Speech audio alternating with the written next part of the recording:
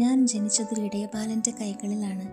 ബത്ലഹേമിലെ ഒരു മലഞ്ചെരുവിൽ കാറ്റുകളുടെ ശക്തിയിൽ നൃത്തം ചെയ്തു നിന്ന ഒലിവ് മരത്തിൻ്റെ ഒരു ശാഖ കൊണ്ടാണ് എന്നെ കൊത്തി നിർമ്മിച്ചത്.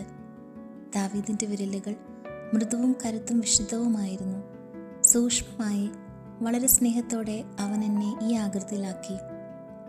അവൻ എന്നിലെ ചരടുകളെ അവൻ്റെ ശില്പ നൈപുണ്യത്താൽ മാത്രമല്ല, വിശ്വാസത്താൽ കൂടെ സ്വരപ്പെടുത്തിയിരുന്നു.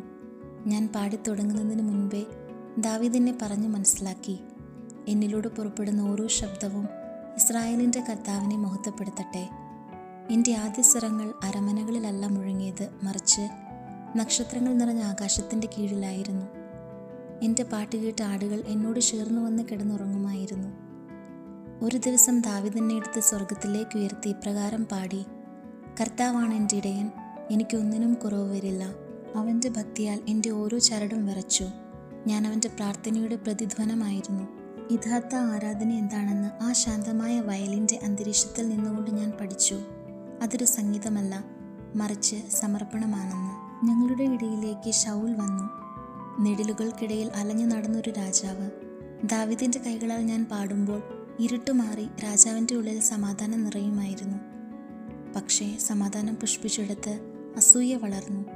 ശൗലിൻ്റെ ആത്മിക കണ്ണുകൾ തണുതടഞ്ഞു പോയി. എങ്കിലും ഞാൻ പാടി തുടർന്നു. കാരണം ഞാൻ സൃഷ്ടിക്കപ്പെട്ടത് സൗഖ്യമാക്കുവാനാണ്, ക്ഷതപ്പെടുത്തുവാനല്ല. കണ്ണുനീർ പൊഴിയുന്നതിന് ഞാൻ സാക്ഷിയായിട്ടുണ്ട്. രഹസ്യ ഗുഹകളിൽ ദാവീദിൻ്റെ കരച്ചിൽ ഞാൻ കേട്ടിട്ടുണ്ട്. ഒളിച്ചിരിക്കുമ്പോഴും ഞാൻ അവൻ്റെ ആശ്വാസമായിരുന്നു, ഇരുട്ടിൽ ദൈവിക വാഗ്ദത്തം പോലെ. വർഷങ്ങൾ കടന്നു. ഇടയനായ ദാവീദ് രാജാവായി. യെരൂശലേമിലേക്ക് ഞാൻ അവനെ പിന്തുടർന്നു.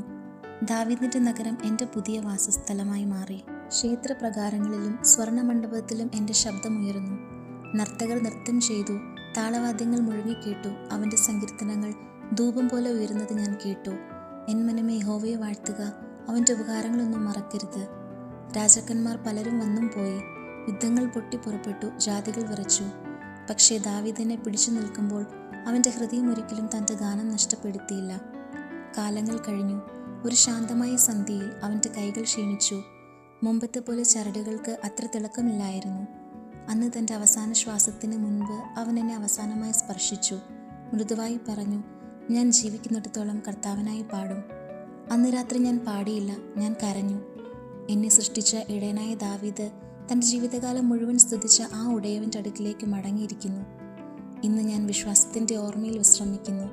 ഞാൻ ദാവീദിൻ്റെ വീണയാണ്. ഒരു ഇടയബാലൻ്റെ കൈകളാൽ ജനിച്ച് രാജാവിൻ്റെ ഗാനങ്ങളിൽ ജീവിച്ച് കാലങ്ങൾ കടന്നു പോയിട്ടും എന്നിലെ സംഗീതം ഇന്നും വിശ്വാസികളുടെ ഹൃദയങ്ങളിൽ